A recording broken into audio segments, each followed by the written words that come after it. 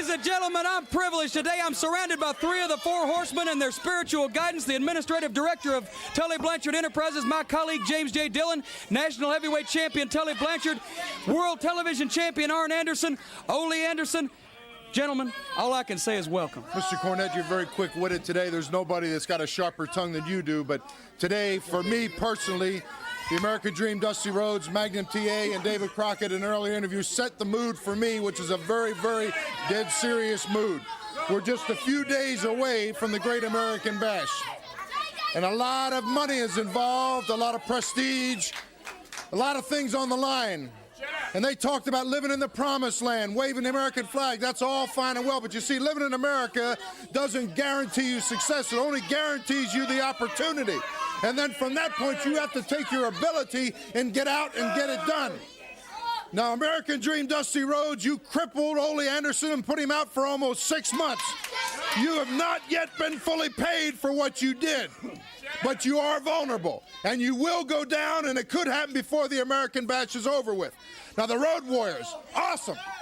They said you couldn't beat them. They said you couldn't hurt them. And right here in this very studio, the people that you see surrounding me right now, minus the world heavyweight champion Ric Flair, who's here in spirit and constantly on our minds, was out here, and all of the Road Warriors, not one of them, not 2 of them, but all 3 of them were laid out right here in this studio, and we stepped over them on the way out. And then we turned around to prove a point and picked up the slap. That's what I'm getting to, the slap. The slap heard around the world, Hawk. And Tuesday, Philadelphia, Veterans Stadium, the slap was nothing because Ric Flair is going to finish and prove that it wasn't a fluke. You know, Jim Cornette, the Horseman is like a family. Rock said it many times, and when he came back, the family was back complete. And you know, Rock, since you've been gone, Dusty Rhodes, he sends a lot of people, Garvins, Magnums, Road Warriors, all around to protect himself, so nothing happens to him. But you know, we have proved that the Horsemen are mightier than all of the rest. The Road Warriors, Garvin, all of them have all been left laying and carried out of any building by the Horsemen, Ole, Arn, Flair, and Tully. That's it. That's it. That says it all. Dusty Rhodes, you are vulnerable. Cage matches, you get the Road Warriors, you get Baby Doll, you get anybody you want. The 4 Horsemen will take you down, and Dusty Rhodes, 86 is your last year. Right, Rock? Ole? Everybody's already said it, but Rhodes, one last message for you. I made the prediction 86 is going to be the end. I'm not kidding. I'm not joking. 4 Horsemen are here together, and the one thing that we're going to do, whether it's got to be me and Tully and Arn or Rick or JJ, I don't care if it's 1 or 2, 3, 4, all 5 of us. I made the prediction it's going to stick. Rhodes, you're done at 86.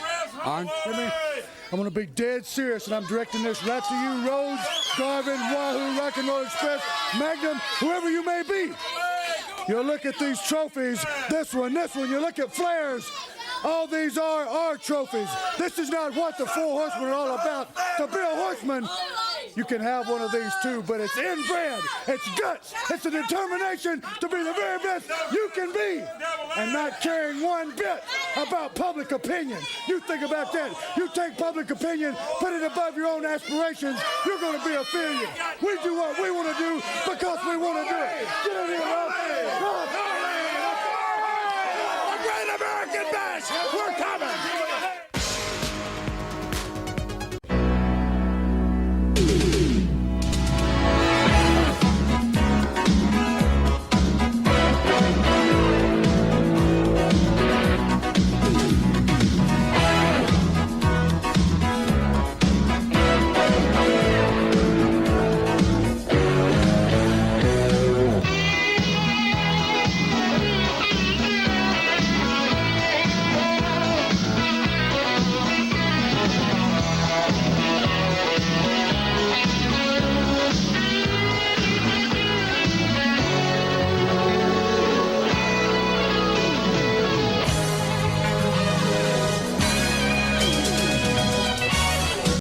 Place to be Nation Wrestling. Welcome to episode number 52 of NWA Crock and Roll. I am your host, Shawn Kidd, and we are back to discuss the last part of June 86. So in 2 weeks from now, we get finally to the Great American Bash in July of '86. So before I begin, let me introduce my co-host for this evening. Up first, Dr. G, how are you doing this evening?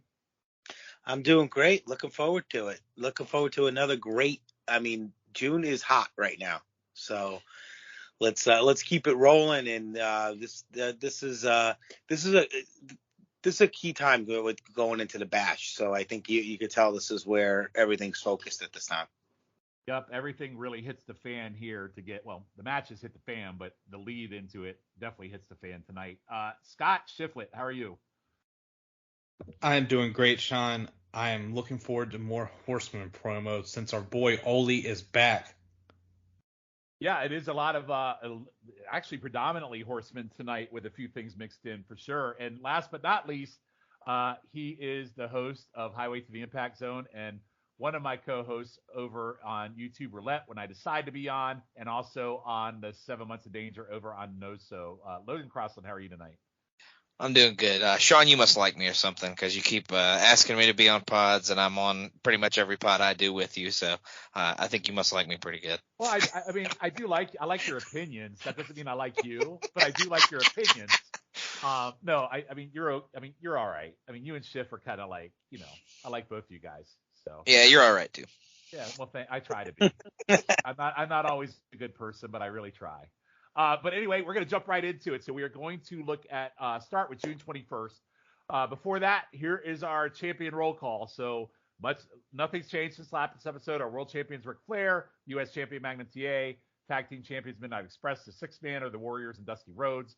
Mid-Atlantic is Black Bart. Your national champion is Tully Blanchard. Your junior heavyweight champion is Denny Brown, and your TV champion is Arn Anderson. So with that, we're going to go to June 21st World Championship Wrestling, and we are with the Horsemen. And Tully is pumped up that everyone is back. Ole says they are ready for the bash. And Flair says basically all the faces are having a hard time finding the TV studio when the Horsemen are in the same building. He wonders why Dusty is in Charlotte today when he knew damn well there was a TV champion in Atlanta, and he's in sending videos. Flair calls out the Road Warriors, referring to Hawk as a big bird, which was really, really lame, and they all laughed at how funny it was. I thought that was really absolutely ridiculous. So just not funny at all. And then Flair says if a woman from age 18 to 28 in the world is not in a training bra and wants to find out what's causing all this, and he woos. Then we go to a quick pre-tape from Dusty. He's in an empty studio. He says him and Ole have to end this. It's going to be Ole Swan's song. And just some great lines in here. He says, I reserved the stratosphere for me and you. And the other three horsemen need to find another planet to hang on while Dusty and Ole settle this thing. Then he says this line about living on the end of a lightning bolt that crashes through. And Dusty says he rides on the end and rode the saddle for 7 years. And Dusty was on his good shit. So really, really weird shit in this promo. But yeah, so basically it's Ole again, lame big bird joke, and then Dusty's, I don't know if it was cocaine driven, alcohol driven, but some really weird shit here. Dr. G, I'll go to you first. What do you think of all this? It was, I don't know, I didn't enjoy it as much. I don't know. No, I didn't either. That's why I put it on here, because it was these polar opposite of this shit we talked about on the last episode. Yeah, I was like, I don't know, it seemed like they were drunk or something, to be honest with you. I was kind of trying to figure out what the heck where they were going with everything. And, I don't know. It wasn't one of my favorites. Let's put it that way. It wasn't horrendous, but it just wasn't one. I just felt like it was all over the place. I mean, I don't understand why you didn't enjoy the Big Bird joke. I mean, that was so funny. I was like, was that supposed to be funny? Yeah, that was brutal. Logan, what did you think of this? Did you feel the same way? Yeah, the Big Bird stuff was pretty brutal. And, just kind of basing it off the stuff we talked about in the last episode, it kind of what was said before all that was basically the same stuff they've been saying. They're going to take out Dusty. They're going to take all the belts. They're going to take out anybody that's in their way. So it was kind of a rehash of kind of a lot of stuff that they said in the last episode. And I like Dusty's promo, but it did he might have been on some hippie lettuce before he got on that promo for sure. He was definitely kind of spaced out there. Yeah, Schiff, I assume you feel the same way on this. Were those guys wearing sunglasses during that promo? Well, I'm sure. That means they were probably coked out of their minds doing this promo, not drunk. That's why I'm just assuming they thought the Big Bird thing was hilarious. I will say, Flair basically saying all the baby faces are pussies for not showing up was quite a thing, because they made fun of Dusty for doing a taped promo. Ole with a great "Damn I Am Good" shirt, which it's just like, this man is kicking it out of the park. Then Flair shouting out, "Any woman from 18 to 28, come find the Horseman." Flair's being Flair. And a training brawl. So that was a direct shot at the Rock and Roll Express. Yes. Not So in a like, training brawl. Yeah. so even though like he called Hawk Big Bird, he still somehow salvaged this promo in my eyes. Just from, I mean, their eyes were probably those irises were probably so like the size of saucers, but because they were coked to the gills. But it was just amazing. But this is like, and what they're wearing when they put their hands in the middle, this is the promo shot you always see of the Horseman. Yeah. Shawn, it's close to what the picture we took in Nashville.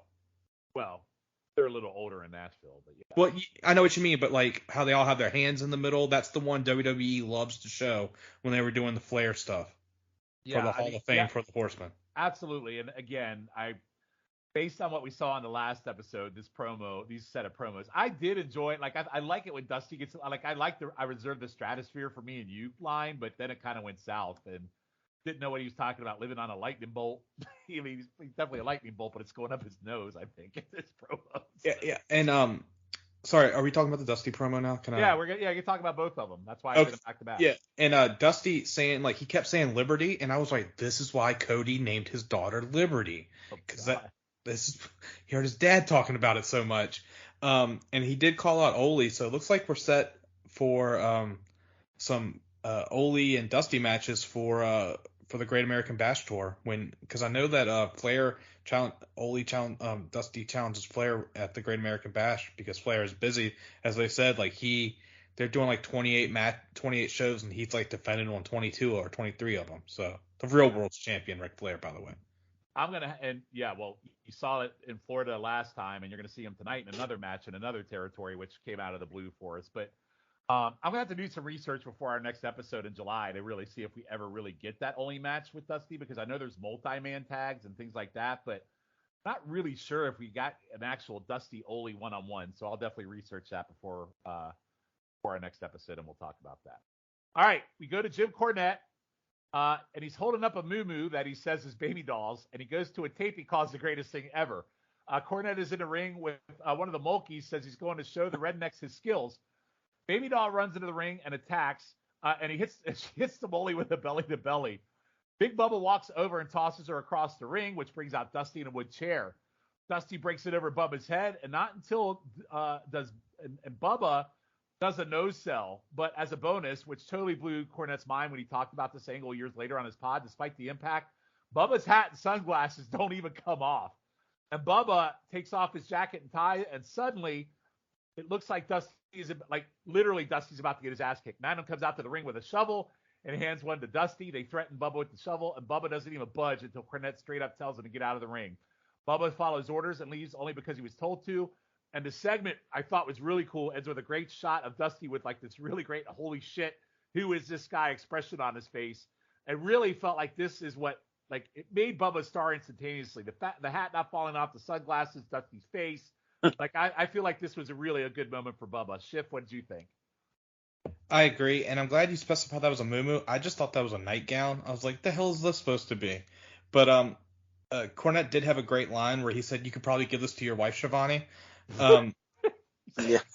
It's like, Jesus Christ. Baby doll doing the belly to belly to one of the Mulkeys was pretty good, because she's not the most athletic it looks. I mean, I got a funny story about her training video shortly, but we're gonna get to that. We're gonna get to that. But Dusty hitting Big Bubba with the chair, I mean, it made Big Bubba look like a star, like you said. And the only way they got him out of the ring was Cornette saying, "Come on, let's go." And then Magnum and Dusty somehow having shovels. Where were they getting done burying Sam Houston because he had got with Baby Doll? But it made him look like a hoss right then and there. Like, not like a main eventer, but like at least an upper mid-car, in my opinion. And Cornette's line where he said, "Baby Doll, you're ugly and no one wants to be around you." Logan, what'd you think of this? Yeah, I thought Bubba came off like a big deal here. Just completely no sell in the chair, none of his stuff falling off, and just the fact that it took two guys with shovels to basically get him to run away. The belly to belly from Baby Doll was, I can't even call it a belly to belly. It was more like a belly to stumble.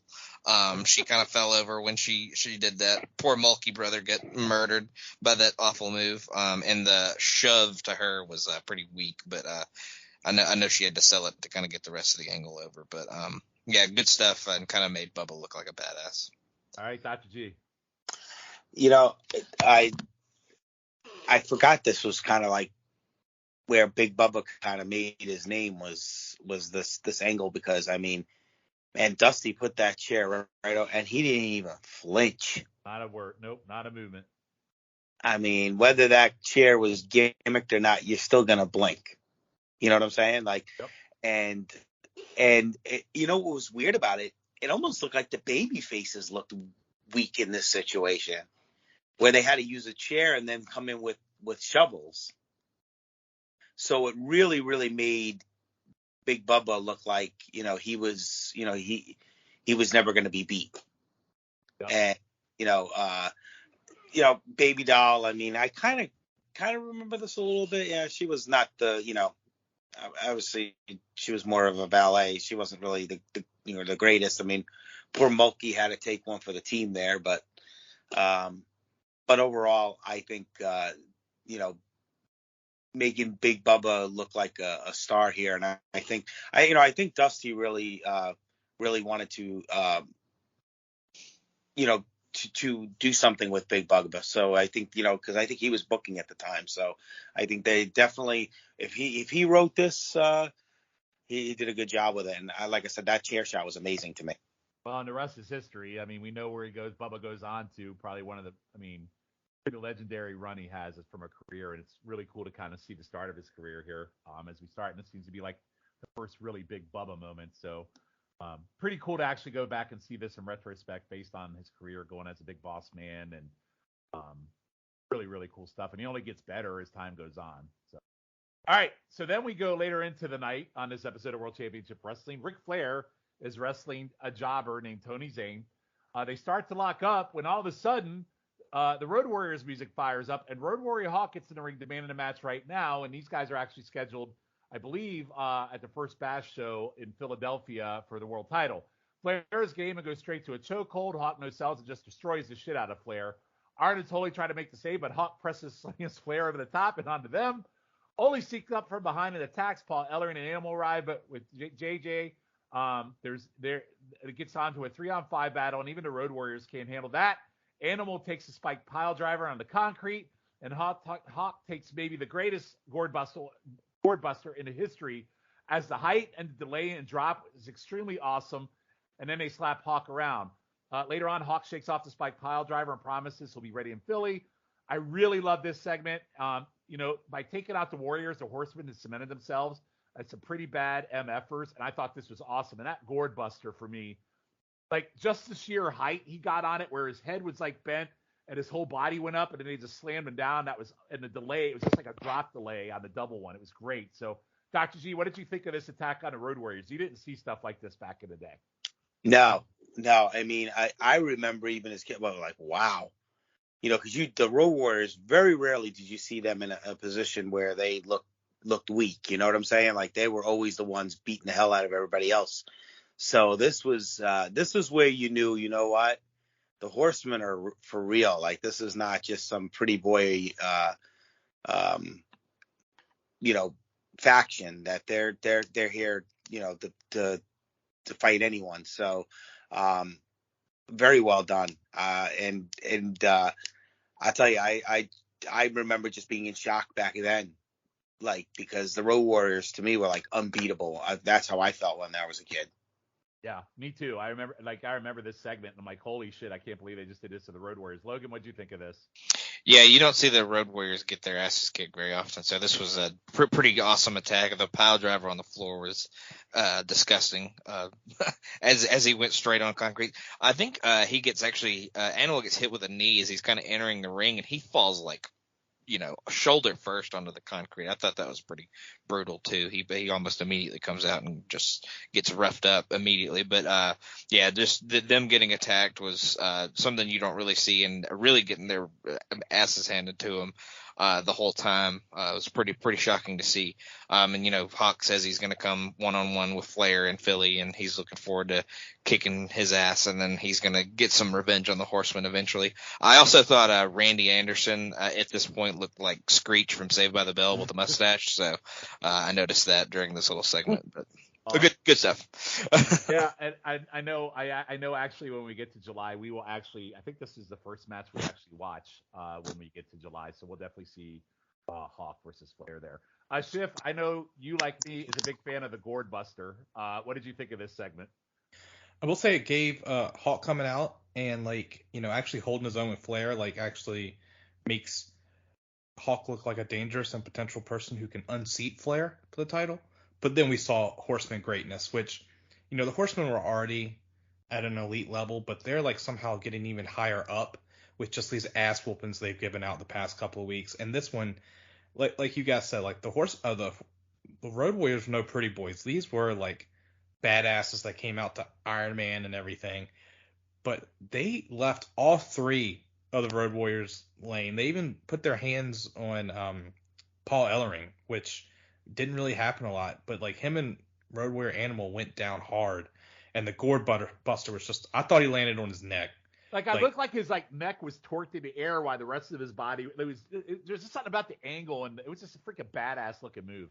And I just loved how the Horsemen just swarmed on Hawk. It was an A+ angle in my opinion. Yeah. So definitely a good setup for the first Bash match on July 1st for Flair, one of his first title defenses at the Bash. So really well done. All right, so we are going now to jump to June 26th, where I have no idea how I found this match, but it is in Hawaii, and it is Ric Flair hitting another territory, and he's defending the NWA World Title against Samu. And yes, this is the same Samu from the Head Shrinkers, and the same Samu from the Samoan SWAT team that you see in '89 WCW and 1990 WCW. So. Really weird here. And I've actually seen Samu in some older stuff in the mid-'80s, which he's pretty good then, too. So he's a pretty good babyface here in Hawaii. So really cool to see Flair in Hawaii. So anyway, Flair hitting the territories again. So on the last episode, he hit Florida. This one's in Hawaii. They shake hands, and then they go at it. A lot of feeling out, arm and mat work between the two. Flair hits a nice elbow to the face on Samu off the ropes, a few knees to the head. Then kind of, for me, a little bit boring arm work. In between, they have wrestlers cutting promos who I don't care about because I'll never talk about them ever again. Flair dominates the back half of the match. We get a boring sleeper by Samu. Flair escapes. They trade chops, and Samu goes up top. Will say that I thought the announcers brought some really good energy, and they were fired up. Samu gets caught in a figure four, and the crowd goes absolutely crazy. Samu gets the babyface comeback where several near pin falls. Flair throws Samu into the ref, who goes down, and then Samu gets several pins while the ref is down. Flair goes for a pile driver, and Samu dumps him over the top rope, and the ref sees it as he recovers, so it's an over-the-top DQ. The last few minutes was better, and the announcing energy and crowd, what I thought was really, really good. But for me, it was too many rest holds, and it was a 20-minute long match. I still think it's a pretty cool find, so I went 2.25 stars. Logan, what'd you think? Yeah, I thought the match was perfectly fine. The crowd was super into it, like you said, and the commentators definitely brought their end. But I honestly thought the commercials and the terrible interview interludes were the most entertaining part of the match. Yeah. We got Hawaiian Barry Horowitz and Hawaiian Rick the Model Martel in there for sure.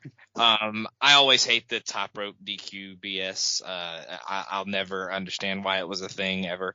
I'd probably give it 2.25 sounds good, like you said. But the match was perfectly fine. It definitely had its good parts, but it was a little too long, probably. Yep, I agree. I agree with you on everything you said. Schiff, what'd you think? Okay, I think I'm going to be the high man for this. I can never figure you out with matches ever. Wow. I can't. Go ahead. You called me Enigma before, and you are Enigma. I don't get it, but go ahead.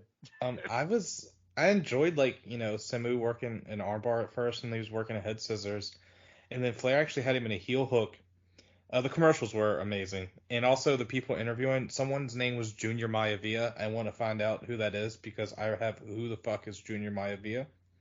I know he's related. I mean, Hawaii at the time is run by the Rock's The Rock's, mom. yeah, the Rock's, Yeah, his grandma. I thought. Yeah. Oh, yeah, maybe it is a grandma. It is. Yeah, it's a grandma. Yeah, it's a grandma. Sorry about that. And I love like how Samu had a chance, but he missed with a drop click, and then like Flair was in control, and then Samu had in control, and I love Flair like fighting for the ropes, and like you can't see, and he like just throws his leg over. I know I mentioned this with all the other Flair matches, but it's just something I love. And then we have Samu getting a visual pin not once but twice. I did not like the over the top rope DQ. I actually went 2 3/4, so it wasn't too much higher than you guys, but I really enjoyed the match.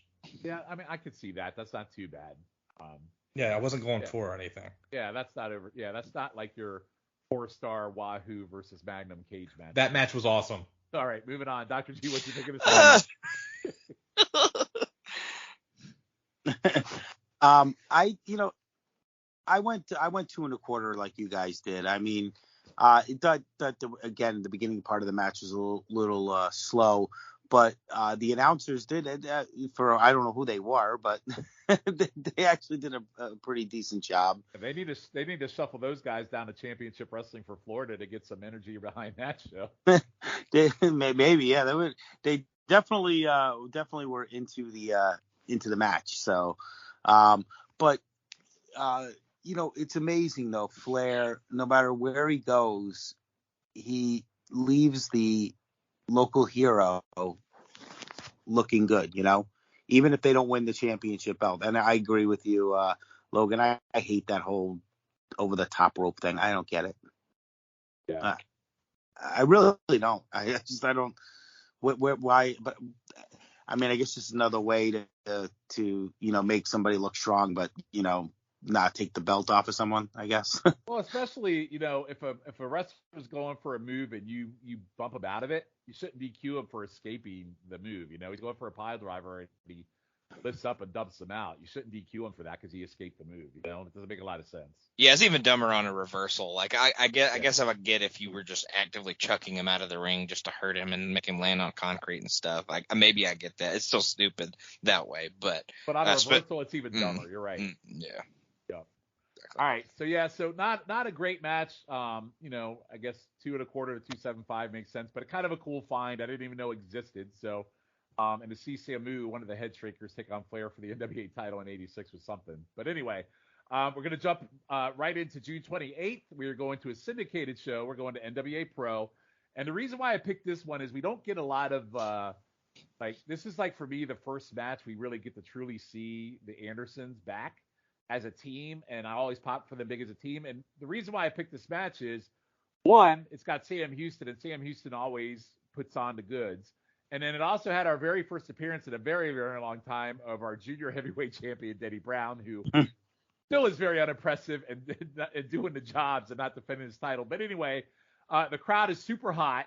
As always, they pop for Sam Houston, and I continue to say I do not understand why the crowd loves Sam Houston so much. His offense is great. Anderson's bumping like a madman for him. Arn hits an amazing shoulder block that flips Sam inside out. Arn finally tosses Sam out of the ring, and the Andersons do what they do best, and then they get Brown in. They pick Brown to pieces. Brown gets some sign of life, but match ends with a great Ole top knee to the shoulder and a shoulder submission. Guys, listen, for me, this is only 4 minutes, but for me, it's like a 2-star squash because I get the best of the Andersons. You get Sam Houston doing his shit. And then you get the Andersons just freaking picking apart the body and just freaking tearing the shoulder apart. I love this, but I'm going 2 stars for a squash. Logan, what'd you think? Yeah, I'd definitely go 2 stars on it as well. I really enjoyed this squash. The ridiculous lariat to open it where Houston does the inside-out sell I thought was awesome. Dude, that was an amazing spot, man. That was awesome. It really was great. And then Arn takes a hip toss from Sam Houston a little bit later, and Arn sells it like masterclass stuff. He freaks out and acts like it was the worst thing that could have possibly happened to him. I thought the Andersons were absolutely vicious on their offense throughout this. And despite the, armbar finish not being the sexiest finish, the diving knee to set it up. Oh, savage. Awesome. Savage. That was savage. Yeah, I'd definitely go 2 stars along with it. Yeah. So, Schiff, we always talk about Sam Houston and his reaction. And Son of a bitch freaking puts on some pretty decent matches too. So what'd you think of this? Yeah, I only went 2 because, like you said, it was just a squash. But like they loved him, and I will say Ole was beating the piss out of Brown, which was very nice because we haven't seen Denny Brown, so that's cool. Arn getting the tag while being in a sunset flip, like Arn loves doing that spot after seeing his matches here and in 7 Months of Danger, and I still love it every time I see it. And I love the knee to the arm off the top, and Ole just puts him in an arm lock and it's over. So it was pretty great. Yep. Good old fashioned Andersons, just what I like. Dr. G, what'd you think? I agree. I just love watching the Andersons, and it's amazing how over Sam Houston is, though. Right? I mean, the crowd goes crazy for him. Yeah, well, we don't have much Sam Houston left because when we get to July, we're gonna have to talk about Baby Doll Houston Gate. So not much left of Sam Houston on this show left. So, but yeah, I mean, really, really cool squash. So it was a cool little find. It was only 4 minutes, but again, I go 2 stars on it myself just because I just love watching the Andersons, and their teamwork is just amazing. I could almost watch every Anderson like jobber match just because of this, but I mean, this was just good. They make jobber matches entertaining. They do. And they also make submission spots entertaining too, the way they pick body parts apart. It's not boring. It's just really, really cool to watch. Like when you hear people say limb work, these guys are master of limb work. They really are. So, all right. So we're going to jump into the final watches that we had for tonight. So we're going to World Championship Wrestling, also on June 28th. The only thing I will mention from this show that we did not go deep on, that we will not talk about, there's a Bash update with Magna TA and Dusty where they talked to David Crockett. Dusty says America is about being free and his kids running free, and Bash is a statement of freedom. And then he said he's going to come all over America and the country. then we go to a Willie poem that he spouts off in a video about the Promised Lands. Logan, anything you'd like to say about this little snippet here? I don't think I intentionally kept this on, but I think something distracted me, and I just happened to hear this in the background. And him saying he's coming all over America was quite the line. So yeah, just more Dusty craziness. Yeah. Dr. G, what did you say, Dr. G? I said I had to come back to listen to that one. I thought things. There might be a reason why I mentioned it, because they do these random things where they say stuff like this to like rib people. And so if you remember the really first big one where Magnum it was going to come all over. It's just they do it randomly to like rib each other. It's unbelievable. Dr. G, anything else to add to that? Not much more to add to that. I just thought, again, I had to go back and listen because I was like, did he just say that? He sure did. Coming free all over. Anyway, Scott Shiplet, anything to add? I think for my podcast and a professional career, I should just not say anything. I mean, we're just covering a basic promo. Now you decide to hold back. I don't think there's much more you could say. I mean, it is what it is, right? What else can you say on it? Anyway, way to sell the batch. All right, so we move into Cornette. He opens up the show. He's going in on Baby Doll, and he pins in Albuquerque, New Mexico. It'll be America's team of Dusty Rhodes and Magnum TA taking on a Midnight Express. He then introduces the Chance, and we are underway. And again, it's Sam Houston again, but it's Midnight Express versus Sam Houston and George South. Cornette is on commentary as Houston does his Houston stuff, and he out-wrestles the Express as Cornette says Sam never learns his lesson against this team, which is technically true. And he's glutton for punishment as Tony says he really knows how to wrestle the Midnight Express. South even gets some pretty good offense as Bobby sells great for both. Then we get some great heel tag work from the Midnight Express on Houston, including a double shoulder. Again, the same spot that Arn did, except it's a double one that flips Houston inside out again. This must be a move that he recently learned because he's popping it out left and right here. Houston takes a really good shit kicking as Cornette talks trash on him and Baby Doll at the same time while praising his team. I wonder if Cornette knew what was going on in the background so he could shit on them both at the same time. Houston finally tags South after a missed Condry elbow. South gets some good shine until he's nailed with a brutal backbreaker. There's a power slam and a rocket launcher for 3. I actually enjoyed this quite a bit. I thought it was a great little sprint showcase here for the Midnight Express. I went 2.25 stars, and I'll let you talk about that after I go after this next one. Cornette says he has had it with Baby Doll and says when the bash is over, she will be gone.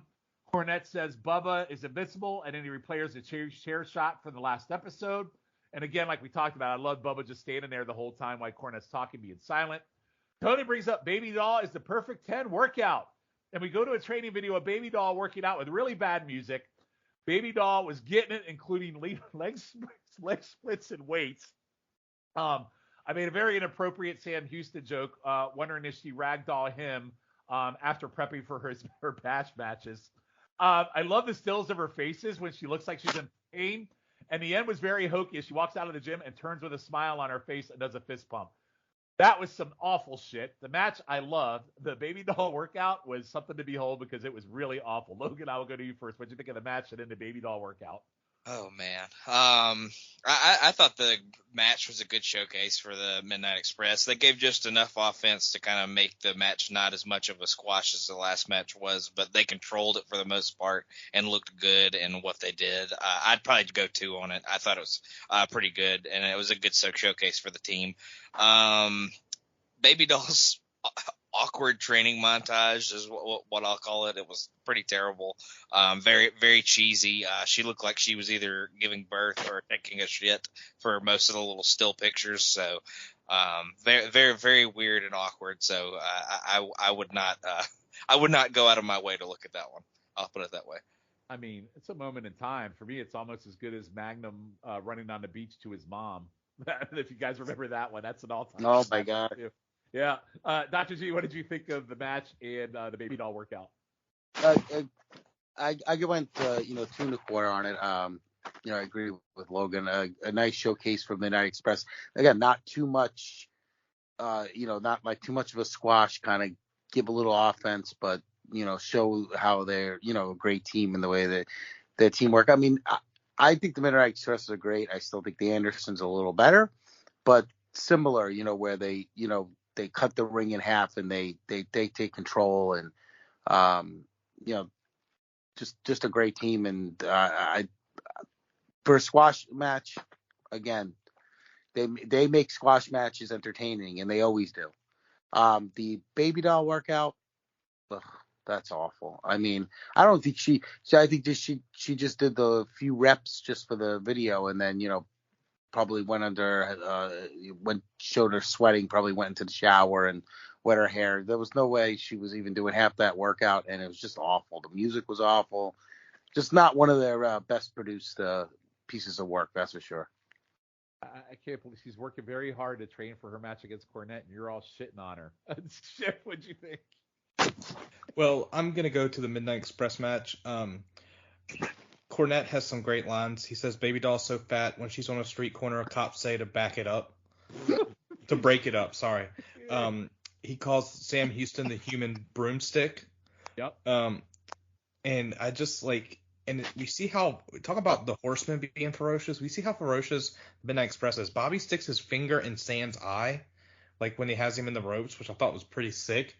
And then, we get a nice backbreaker from Condrey to George South, and we get the rocket launcher, which I think this was the debut of the rocket launcher, because Tony says, what's that? And Cornette's like, it's a rocket launcher, dummy. And the Midnight Express win. I went 2.25 as well. And then Cornette saying Baby Doll's a dead duck going into the Great American Bash. And we're all wrestling fans here. We've had that awkward moment where, I'm sure with me and Logan, because we grew up around the Attitude Era and the Ruthless Aggression era, which you can hear about on the Ruthless Aggression pod on the No So Connection, where the divas would be doing something, and that's the time when your mom would walk in or something. With this Baby Doll workout thing, I'm watching it Sunday. My wife walks in, and the first words out of my mouth was, I swear it's not a porn. The hilarious thing is my wife was in the room the whole time, but she somehow never looked at the TV, because I was like, I hope she doesn't turn around and see what's going on. I guess my biggest issue with that statement is if that's what you're watching for porn shift, you have bigger issues. I like to go retro every once in a while, Shawn. Oh, Jesus Christ. What is awful? But yeah. I even have here, so I took one note and I said, looks like a start to a porno with her working out and everything. It was it was about as 80s as you could get, that video. Mm-hmm. Yeah, and like, good for her. She had like 90 pounds up in the bar, which is probably more than I can do. So Probably more than good. Sam Houston weighs. Yeah, definitely. So she's probably lifting him up. Anyways, um, but it was just one of those things where it's like, oh my god, I can't believe they showed this, and like Dr. G said, they were looping it because it was like the same like 5 seconds that they stretched into like a 2-minute clip. It was amazing.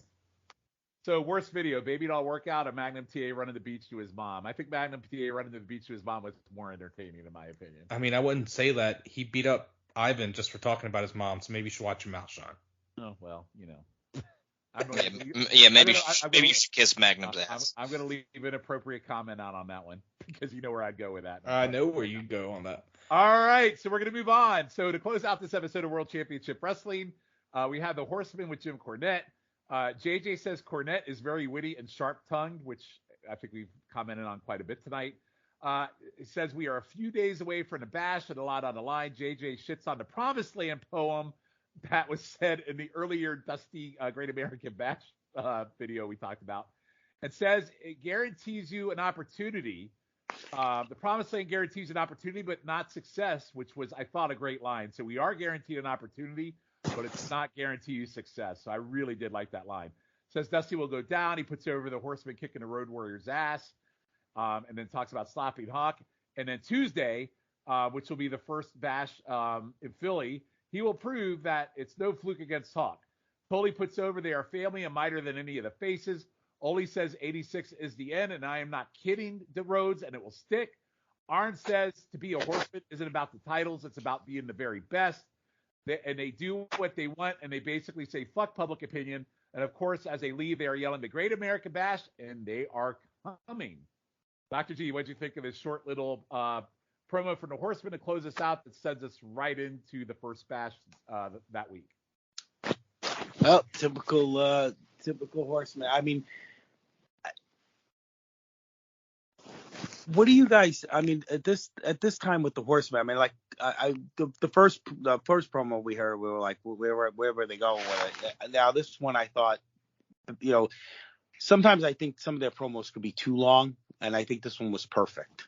Yeah, it was short, sweet, to the point, and it sold the first bash in Philly. I thought it was good. Yeah, that's what you do. Sometimes, I mean, the Horseman, sometimes I could go for a 10-minute promo from them, it's fine. But sometimes I think when they just get in that mode. But again, these guys, like you said, the schedule that they were keeping, who knew what they were doing? They probably just came from the bar, for some of the promos. You know what I'm saying? So, but this one, they definitely, short, succinct, get to the point, get to what you're trying to sell, and get out and do the best. I think this one was much better. Yeah, it was much better than the one we saw on the 21st where they were all either on drugs or drunk or tired or whatever. I thought this was nice, short, and sweet to the point. Logan, what'd you think of this? Yeah, I thought this was great stuff by Arn and Ole, as we've seen throughout these multiple episodes that we've watched through the last 2 episodes of the show. But I thought JJ really cut a hell of a promo, hyping up the Great American Bash Tour, how it starts coming up the next week, and just everything that's going to go on throughout that. So I thought JJ really cut a good one here, and like I said, Arn and Ole were great as they have been. Yeah, I'm glad you brought that up because I thought JJ really shined in this promo. Like I said, that line he talks about, hey, the Promised Land might guarantee you an opportunity, but not success. I thought that was awesome. Schiff, what do you think of this? Yeah, it was a good promo, but I actually like this less than I did the promo you guys all disliked because it seemed JJ lost his train of thought. Yeah, I didn't get that. I didn't catch that. Okay. Yeah, like you could see him and you see oh shit, we're live, pal. And he finally comes to it. I mean, he kind of looked like I do sometimes when I forget a word. That's exactly what it looked like. But they did say how they took out the Road Warriors. I like that. And Tully said Rock is taking out Dusty. He says Rock instead of Ole. Yep, so the Rock Ole Anderson. Yep. And he also says that 86 is Dusty's last year. So I'm gonna be expecting them to take Dusty out. So I'm gonna be needing those receipts. Yeah, I think you'll be waiting a while, but we'll see how it plays out. Anyway, so that closes us out for our watch for June in terms of the NWA. So on our next episode, obviously, we'll jump right into the Bash and talk about the Bash and the matches and all the happenings going on there. But before we close out this episode, we're going to do this episode's territory spotlight. And I thought it would be good to revisit an oldie but goodie because we all, and Logan, for us, we've watched some Sheepherders versus Fantastic matches during the Crockett Cup and some of these on our territory spotlight. We have one here from Houston, and this is from June 27th, 1986. And we love to revisit this feud because normally these two teams go at it. It's really, really good. And for Schiff and Dr. G, you remember that one at the one at the Crockett Cup, Meltzer gave it 4 stars. And It was amazing. Okay, well, see, I think I disagreed because I didn't think it was. I did not find it to be a 4-star match by any stretch of the imagination. He gives it 5 stars, actually. Oh well, I think I gave it like 2.5, 3 tops. I did not enjoy. I don't even remember. Dr. G, what did you give that one? Do you remember? I don't know. I don't think I gave it 4, but I definitely gave it over 3 stars. I know that. Yeah, no, I didn't. I know I gave it 4.5. So. Yeah, of course you did. All right, so we're gonna jump right into this. So the Sheepherders are out as always, and they're out with Jack Victory. Quite the old women smooching on the Fantastics as they come to the ring. Oh God. They were. The old women were actually kissing the Fantastics. So the Sheepherders attack before the announcing is over and the bell starts, and it is a New Zealand boot camp match for the UWF tag team titles. The announcers tell all the women to clear the aisles and go back to their seats. People do not listen as the teams brawl outside with chair shots, rope chokes, and blood. Fulton is a bloody mess, and Tommy is after Butch jams an Abdullah-like foreign object into his head. All involved are like bloody messes at the 5-minute mark. These guys just brawl nonstop, kicking the shit out of each other. Sheepherders dominate most of the match. Fulton fights back with a great nightstick thing where he's like beating the shit out of people, but he can't make that full comeback. Fantastics finally make a comeback at the 10-minute mark, much to the crowd's delight. Fulton does some savage jazz with what I think is a fork to both Sheepherders. And he is definitely getting a shine tonight. It's definitely the Fulton show tonight. Jack goes up top. Fulton goes up top while Tommy is being held by Butch and hits Butch as Tommy sucks. He basically, with the flagpole, then the Fantastics and double team Butch with Fulton beating the actual hell out of him with a fork. Ref stops the match as the Fantastics just beats the piss out of Butch. It's a weird ending as I assume the ref stopped the match. This was 15 minutes of just chaos, blood, and hate. And I might catch shit for this, guys. I loved it. I think it was way better than the Crockett Cup match. I would have given this 4 stars for the brawl. I think this is a better match. The ending wasn't that great, but Sheepherders couldn't continue. So, Schiff, I'll go to you first. Before I answer, Shawn, do you think I enjoyed this match? Well, it's hard for me to tell because I can't judge. If you went listen, I can't imagine in my head you would have gone as high as you did on the other Sheepherders match with them and not like this one. I just can't fathom that in my head. I love this match. This was awesome. Thank God. This was awesome. I loved the fans not getting the fuck out of the way because they had to say it 4 times that please go back to your seats, please go back to your seats, please go back to your seats. I loved that the Fantastics are walking into the ring, the Sheepherders jump them, start beating the piss out of them, and it looks like a fight, and we are on. And it's like the Sheepherders dominate most of this match, and I love how they're choking the Fantastics with a rope.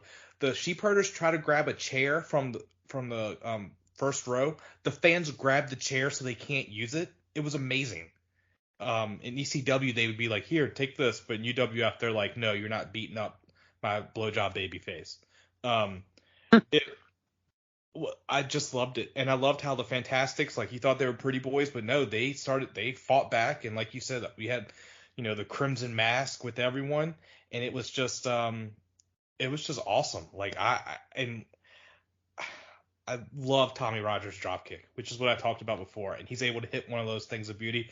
I think it might be one of the best dropkicks, in all honesty. He's very well known. He's known for it. Yep. Yeah, he's known for that. Yeah, and the win happened.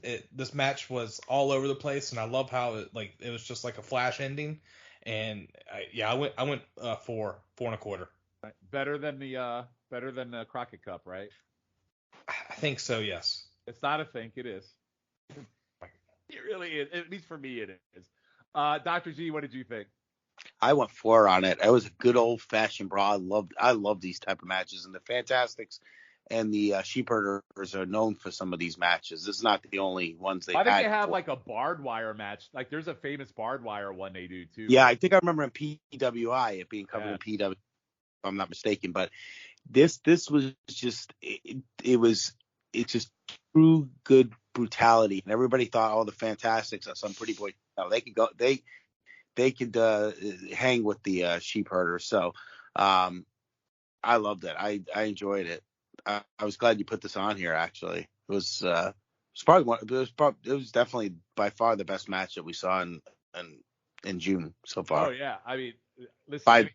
Anytime I can get the Fantastics and the Sheepherders on a show, I'm going to do it. So trust me, anytime I can. I'm not sure. I don't think that's the last one we have of them. I think we have another one coming up soon, but I don't think it's against the Sheepherders. But I can't remember. But yeah, really, really good match here. Logan, what do you think? I assumed you liked it too.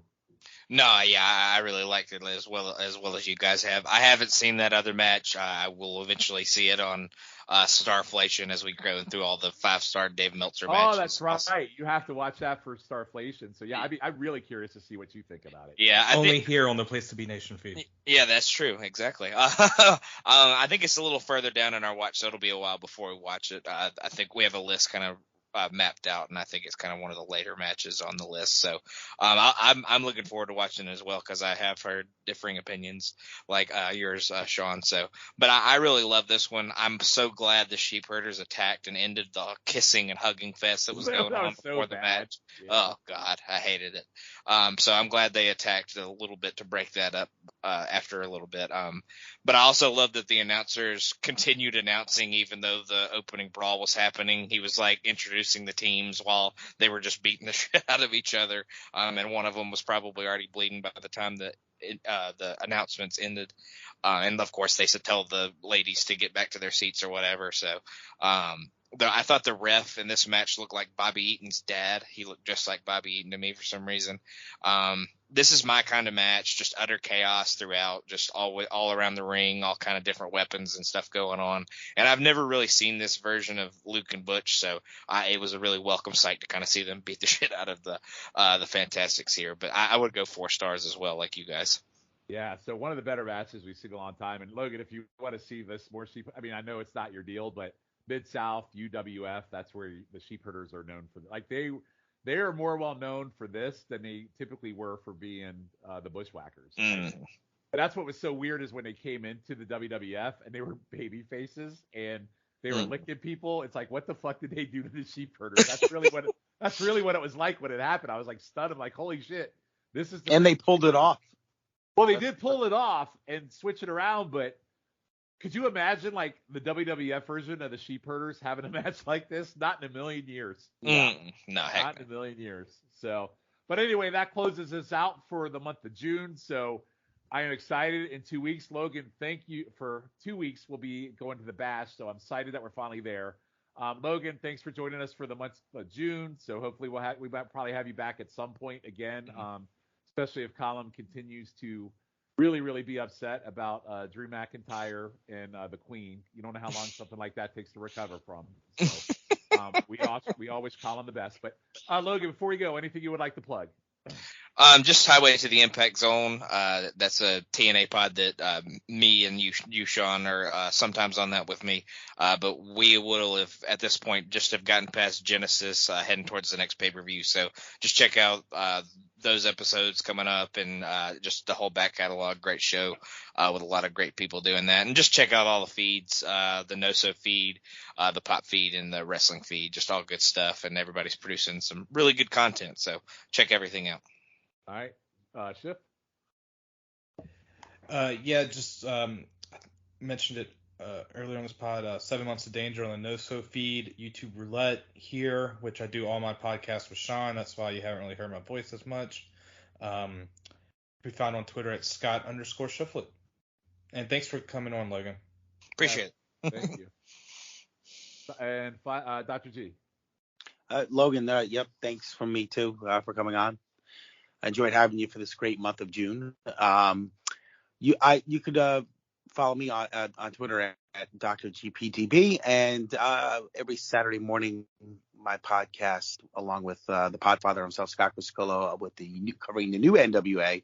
The NWA Saturday special drops at 9 a.m. every Saturday here on the PTB Wrestling Network.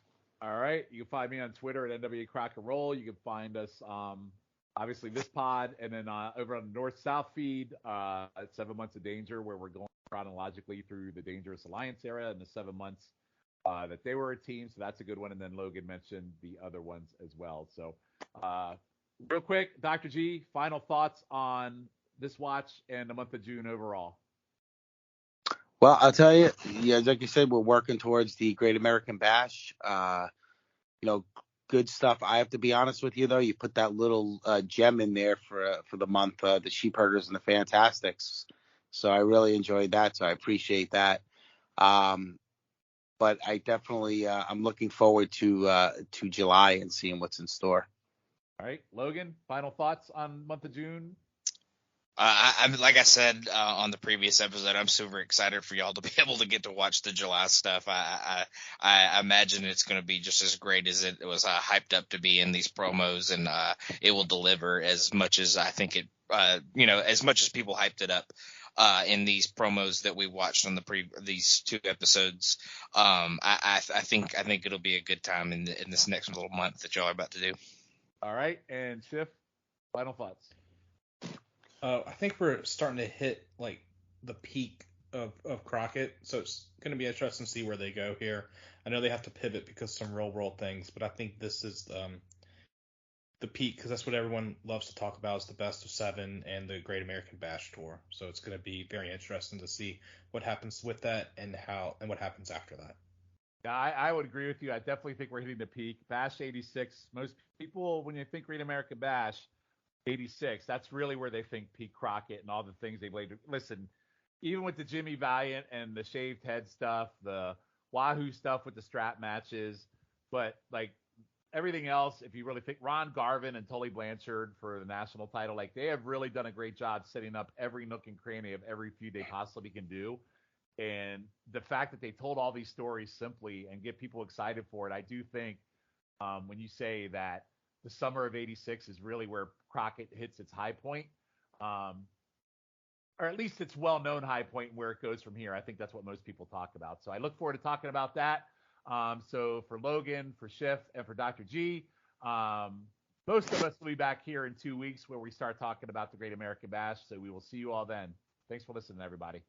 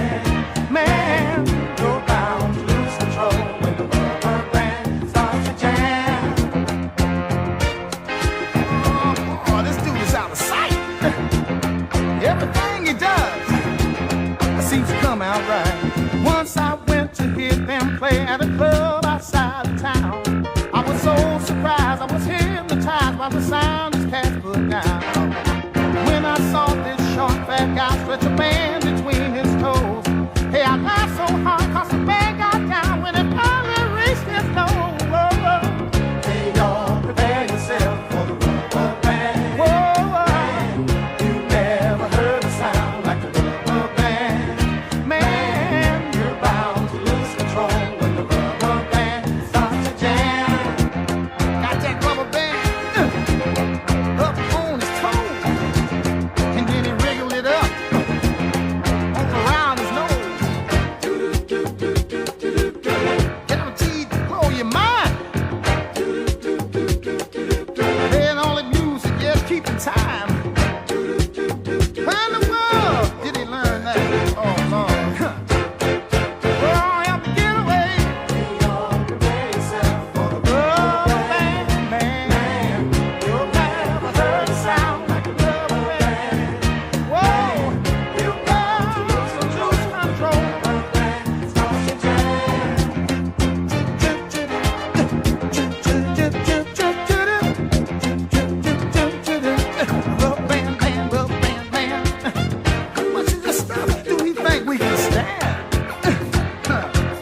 so much rhythm, grace, and debonair for one man, Lord.